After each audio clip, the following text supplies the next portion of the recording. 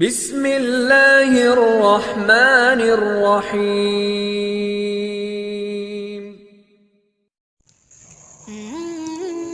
حضرت موسیٰ علیہ السلام کے زمانے میں ایک شخص ایسا تھا جو اپنی توبہ پر کبھی ثابت قدم نہیں رہتا تھا۔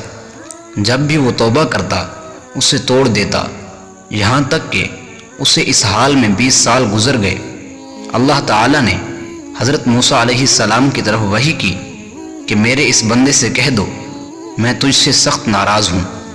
جب حضرت موسیٰ علیہ السلام نے اس آدمی کو اللہ کا پیغام دیا تو وہ بہت غمگین ہوا اور جنگلوں کی طرف نکل گیا۔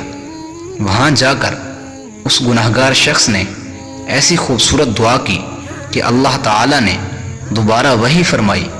اس شخص نے بارگاہ رب العزت میں عرض کی، اے رب ذوالجلال، تیری رحمت کم ہو گئی یا میرے گناہوں نے تجھے دکھ دیا؟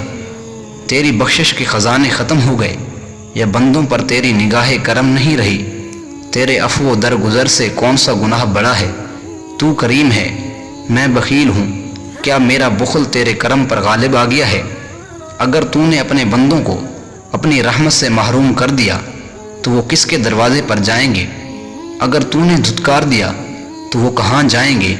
اے رب قادر و قہار، اگر تیری بخشش کم ہو گئی اور میرے لیے عذاب ہی رہ گیا ہے تو تمام گناہگاروں کا عذاب مجھے دے دے، میں ان پر اپنی جان قربان کرتا ہوں۔